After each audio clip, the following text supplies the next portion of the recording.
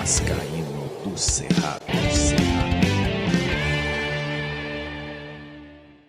Fala galera vascaína, Thiago Fontes, canal Vascaíno do Cerrado, trazendo mais um vídeo para o canal. E antes de trocar ideia sobre o Vasco, vou pedir uma força, uma moral, deixa o joinha, se inscreve no canal, que é importante para ele ser indicado no YouTube. Falar da minha parceira, a UXBet, é patrocinadora do canal. Hoje tem Girona e Real Madrid no Campeonato Espanhol. La Liga estão pagando 5,10 na vitória do Girona, 4,48 no empate, 1,67 na vitória do Real Madrid. Jogo para gols, viu? O Girona sempre faz gol. Ou ambos marcam ou mais de um gol nessa partida aí. O link tá aqui, ó. Primeiro comentário fixado, clica, vai abrir uma janela, coloca lá o código promocional do Cerrado. O primeiro confirma, né? Para você ajudar o canal, confirma o cadastro. Primeiro depósito que você fizer, o Pix, até o valor de R$ 1.200, eles dobram em bônus para você usar na UXBet, que é parceira do canal Vascaíno do Cerrado em 2023. Bom, eu vou começar fazendo alguns reparos aqui, né? O primeiro vídeo que eu gravei semana passada falando que o Vasco tinha 4 estrangeiros e esqueci do Orediano, né? E aí muita gente mandou mensagem, tu esqueceu do Orediano. Realmente eu esqueci do Orediano. Tá esquecido no banco de reservas, eu acabei esquecendo de falar do Orediano. Então o Vasco não tem 4 estrangeiros, o Vasco tem 5? Não, o Vasco tem 6 estrangeiros, porque tem também o Palácios, que está emprestado ao Colo-Colo. E o Palácios faz gol lá no Colo-Colo. Acho que, se não me engano, na última partida fez 2 gols. Tá lá o Palácio, que chegou a ficar no banco, chorar. Tem sérios problemas emocionais o Palácio, que deve voltar ao Vasco. Quando acabar o empréstimo, com certeza o Colo-Colo não vai pagar os milhões que o Vasco quer no jogador. Eu creio que não, tá? Então tá aí. O Vasco não tem 4, nem 5, o Vasco tem 6 estrangeiros, 5 estão no elenco agora, tá? E uma outra correção sobre ontem, quando eu falei do Sampaio Corrêa, o treino que vai ter hoje, né, no CT, com o time que não foi a campo, né, os jogadores que não foi a campo contra o Palmeiras, não é o Sampaio Corrêa do Maranhão, é o Sampaio Corrêa do Rio de Janeiro. E eu nem sonhava que existia um Sampaio Corrêa no Rio de Janeiro. Então tá aí, o Vasco vai fazer um amistoso com o Sampaio Corrêa do Rio de Janeiro.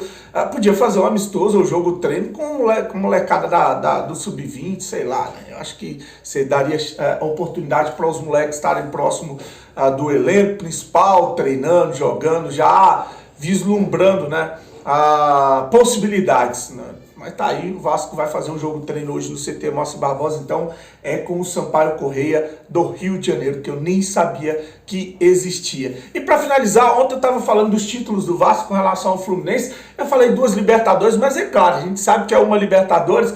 A outra Libertadores que eu quis dizer é o Sul-Americano do Vasco de 1948, quem conhece a história do Vasco sabe que é o primeiro campeão sul-americano e que esse título inspirou a criação da Libertadores. Então, o título sul-americano do Vasco depois inspirou a formação da Libertadores e da Liga dos Campeões. É história, viu? É histórico isso. Então, o Vasco tem 3 títulos sul-americanos importantíssimos, que é esse primeiro sul-americano, a Libertadores e a Mercosul.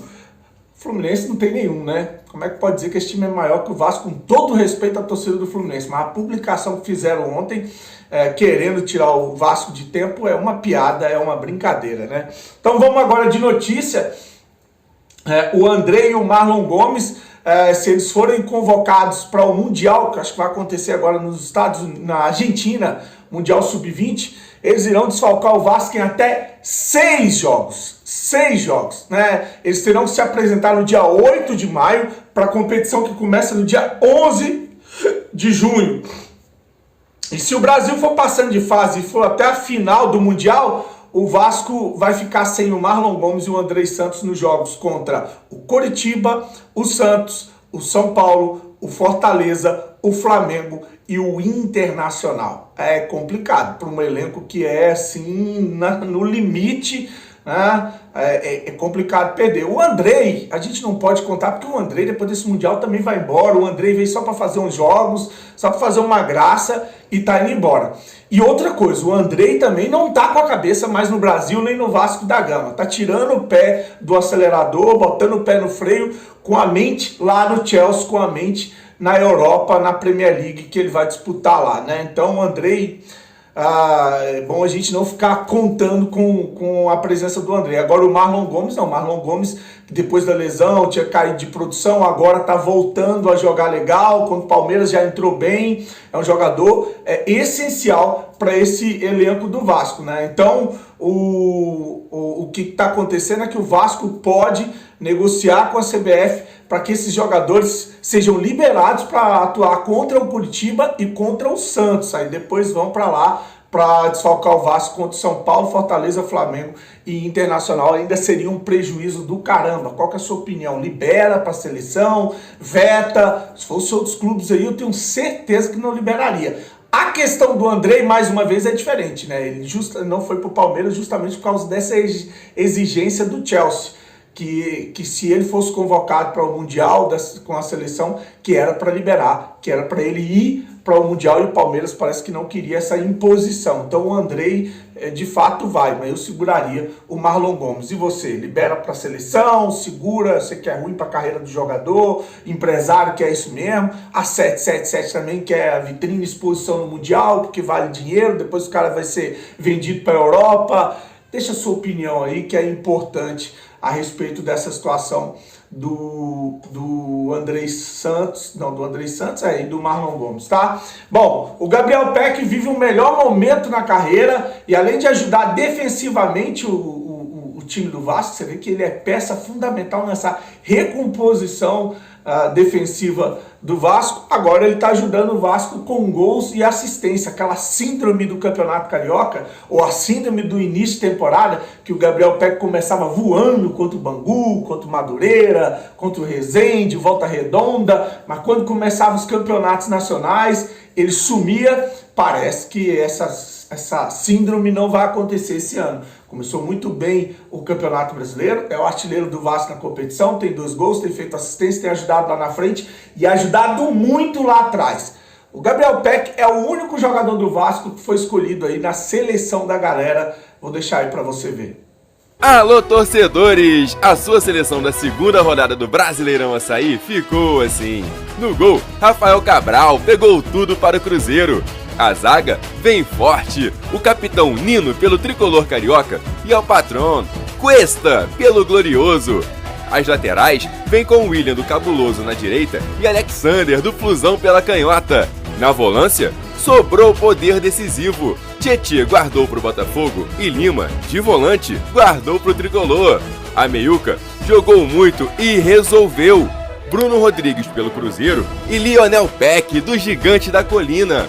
O ataque tá impossível. Tiquinho Soares do Bota e Caleri do São Paulo. O técnico garantiu 100% de aproveitamento nessa segunda e a galera votou. Luiz Castro foi o escolhido da galera. E aí, curtiu? Bom, para finalizar o vídeo, o Carabarral, o meia que veio do Santos, com o Matheus Cocão, que veio lá do Náutico, serão apresentados essa semana no Vasco da Gama e estarão à disposição para o jogo contra o Bahia. A situação no Bahia não é legal, né? O time aí vem de 2 derrotas no Campeonato Brasileiro para o Bragantino e para o Botafogo por 2-1. O pau cantou na coletiva ontem entre o técnico lá, Renato Paiva, o português Renato Paiva, e jornalistas, que lá eles botam na parede mesmo quando a coisa não tá legal, né? Igual em São Paulo também.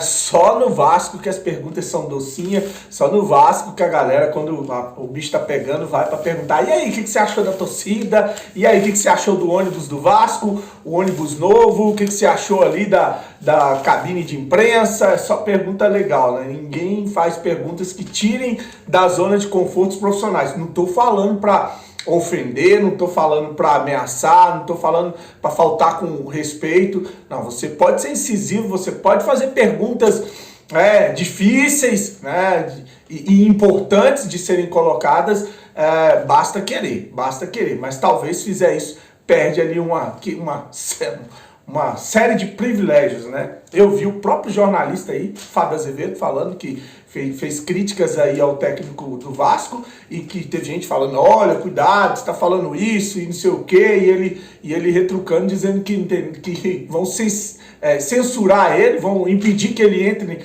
no Vasco da Gama. Então fica bem claro aí como é que as coisas funcionam por ali. Então só no Vasco você vê essas perguntas docinhas e essas pessoas aí, um alisando o outro, né?